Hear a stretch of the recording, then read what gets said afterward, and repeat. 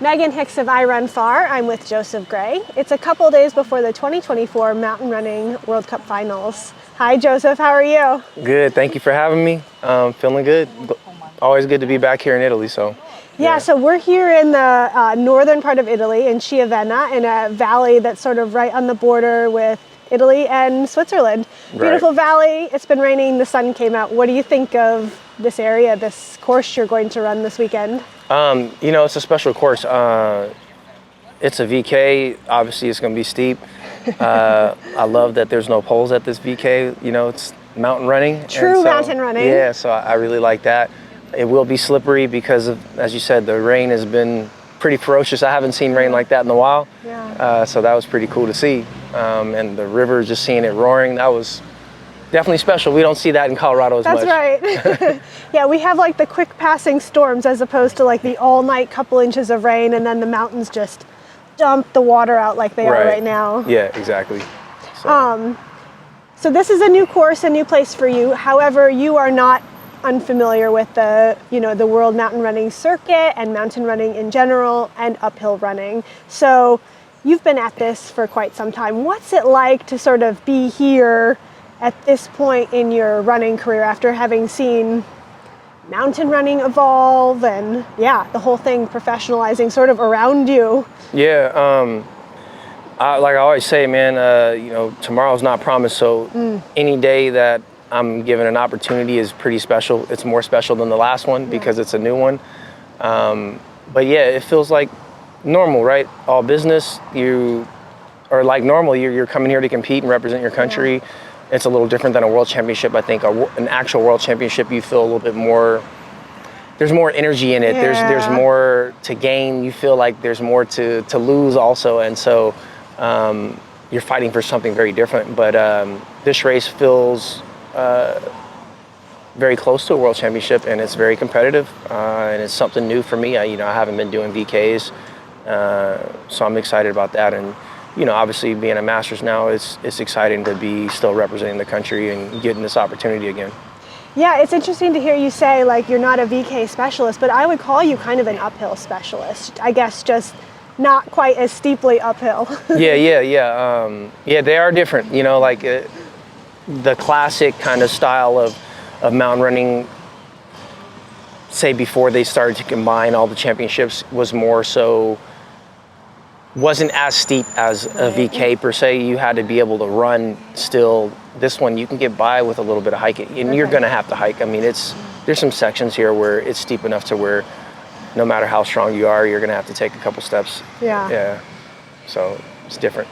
And for you, because where we come from in Colorado, you can do tons of uphill running, but a lot of it, like you said, is at a grade that's pretty runnable. Unless you're doing it for hours and hours and hours, right? So what's it like to convert to a course that shorter, steeper, big steps, you're gonna have to not run here and there and make it happen? Yeah, I mean, I think that the biggest difference is, it's faster, there's more wattage in it. Like when you're on stuff this steep in Colorado, you're not able to have the high power output just because you don't have the oxygen. Yep. And so that's a really good point. It is unique in the sense that this is probably my first VK, I think, at sea level. I don't know if I've done one at sea level, so it's kind of cool to do one. But I've noticed just even when I've run, lower altitudes, you're able to power through a little bit better. Whereas in Colorado, your quads start burning pretty quick, and you're power hiking pretty early for VK type courses. And so this one is being pretty close to sea level. It'll be a lot of power.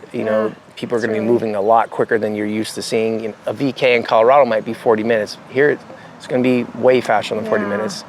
That's really an excellent point. It'd be great to see everybody's wattage outputs after this, a VK at sea level. Yeah, I'm sure it would be quite drastic because, like I said, I mean, 8-9 minutes at least, I would say, when you're in Colorado, especially where there's typical VK areas, those type of routes are way slower when you're up that high. You know what I mean? So, it's going to be cool to just run a close to sea level. Yeah. You mentioned a minute ago that you're a Masters runner now. You turned 40 this year. You won the U.S. Mountain Running Championships against everyone, every age, not a category win. Yeah. You've seen a lot, but what's it like now to sort of move into that new category and be like, no, I'm not, I mean, I'm going to compete for Masters wins, but I'm competing for overall placings here. Yeah, it's a weird, it feels weird, to be honest with you. If I'm being completely honest, it feels strange because if things aren't going well, you're almost like, well, I'm a Masters, and you don't want that mindset. It's like, I don't want to be the old guy who's just out here for age group stuff, because that's not what I'm doing it for. And that's not expected of me. You know, my sponsors still expect me to be a champion and to be competitive. And so it's weird because you're in a separate category. You know, you got to wear a different bib at our championships, our nationals.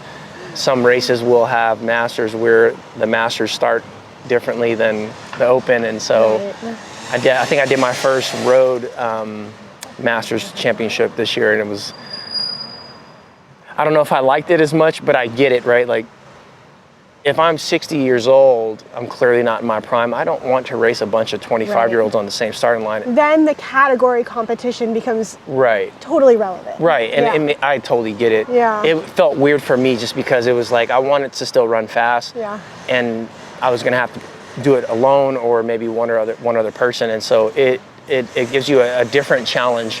You have to definitely learn how to race with yourself in some races. It's not going to be as packed up front, whereas you know, I've done other races where it's really loaded and you're dying halfway in and you're getting buried by 20 people, and so you have something, you know, people to kind of pull you along.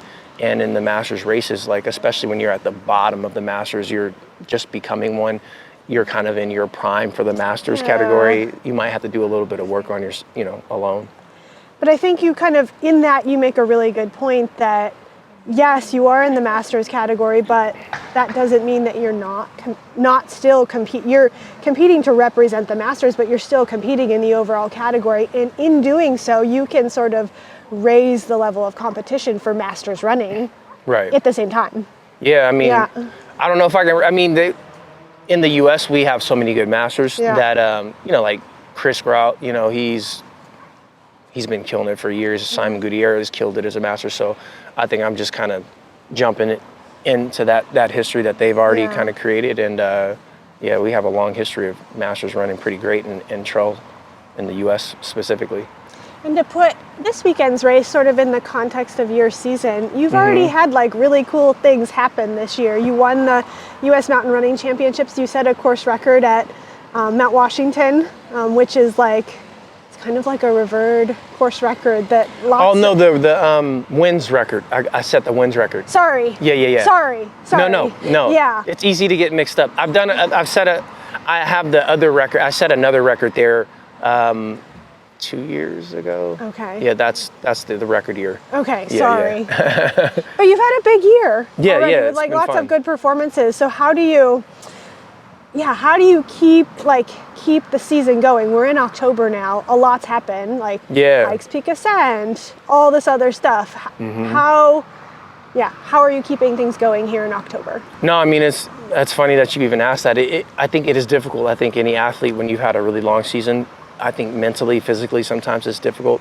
I've had a lot of breaks, so I think, you know, having kids to kind of take your mind off of the racing world when you're taking those breaks too can be beneficial. So, you know, it keeps you motivated. And I think this being a Team USA event so late in the season, it was kind of interesting to be able to go to Italy and end your season, you know, mountain racing here. So this is the sort of season closer for you then? Yeah, kind of. Yeah, I'll be switching. Going to a different genre after this. So To snowshoeing or to? Probably cross country. Okay. Yeah, cross country or some road. Yeah, so. I guess you're a prolific racer, so the racing doesn't stop. But like. Yeah, I love cross country, so I'm looking like. This rain and the mud that we're seeing here is kind of getting me excited about that a little bit, but not in Colorado because we don't really have that. We don't do that there, but we don't have grass. So, yeah. Well, Joseph Gray, good luck at the VK this weekend at the Mountain Running World Cup Finals. I appreciate it. Thank you, Megan. Yeah.